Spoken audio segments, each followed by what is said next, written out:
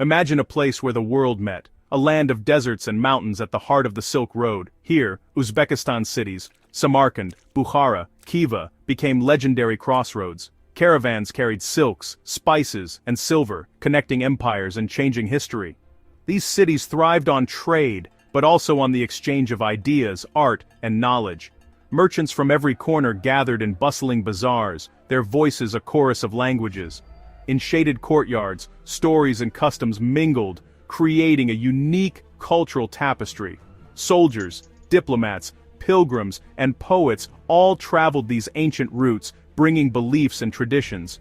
The people here were used to new ideas, having seen empires rise and fall.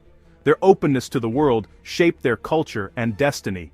As the first millennium unfolded, a new force was on the horizon.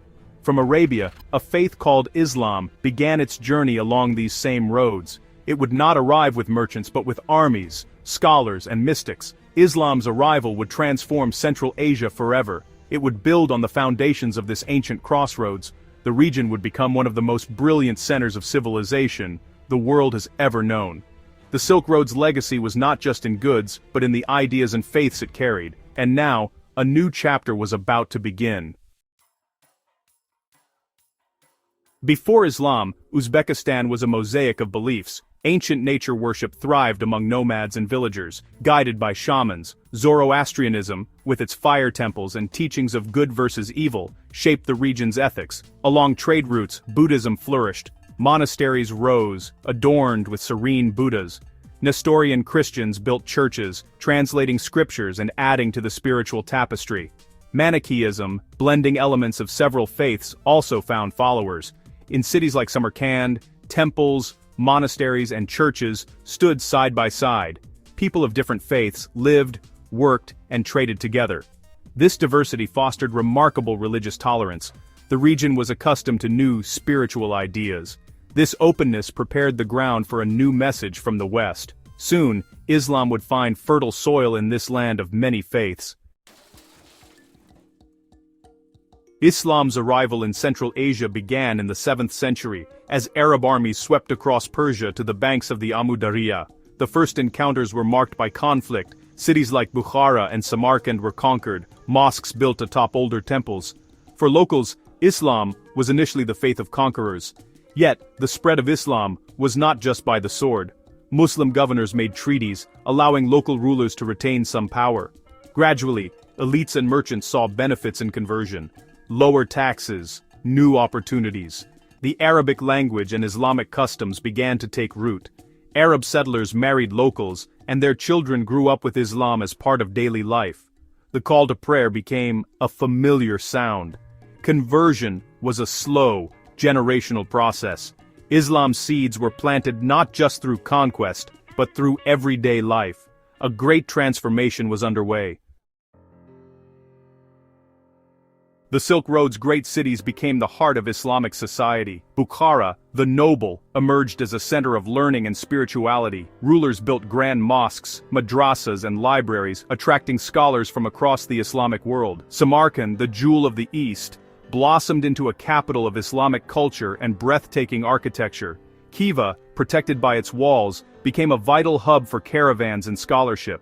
These cities were more than beautiful. They were living centers of faith and community. In mosques, people gathered for prayer. In madrasas, students debated theology and law. Markets thrived on trust and honesty, values reinforced by Islam. The cities drove the Islamization of the region.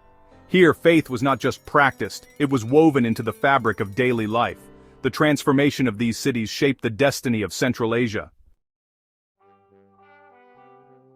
The Silk Road was a highway for ideas as much as for goods. Muslim merchants brought not just trade, but a code of ethics and global connections. Conversion to Islam opened doors to vast networks and new opportunities. The cultural appeal of the Islamic world, its poetry, art, and architecture, captivated local elites. Adopting Islam became a way to join a vibrant modern civilization. Education was central. Madrasas taught not only religion, but science, medicine, and philosophy. This intellectual energy attracted bright minds and fostered innovation. Central Asia began to shape Islamic culture, blending Persian, Turkic, and Greek traditions. A golden age of science and art emerged. The true wealth of the region became its flourishing of knowledge. Ideas traded in Bukhara and Samarkand proved more valuable than silk or gold. This intellectual legacy cemented Islam's place in Central Asia.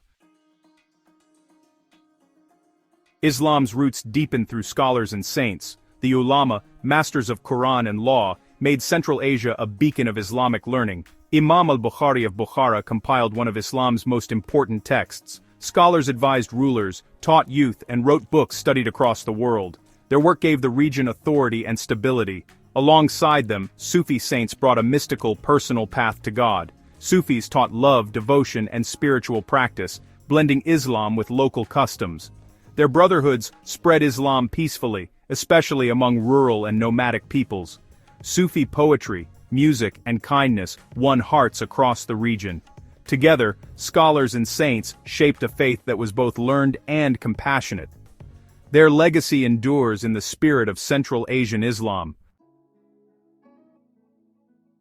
Islam's legacy in Uzbekistan is written in stone, tile, and spirit. The mosques and madrasas of Samarkand and Bukhara are treasures of the Islamic world. Turquoise domes and slender minarets reflect centuries of faith and artistry. These buildings were centers of community, learning, and devotion. After Soviet suppression, Uzbekistan is reclaiming its heritage. The call to prayer echoes once more through ancient cities. Restored mosques and madrasas inspire new generations.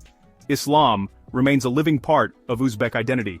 The journey of Islam here is a story of faith, knowledge, and beauty. This crossroads became a heartland of civilization, illuminating the world. The legacy of turquoise and gold continues to define Uzbekistan today. If you enjoyed this journey through Uzbekistan's Islamic heritage, don't forget to subscribe, like, and share this video.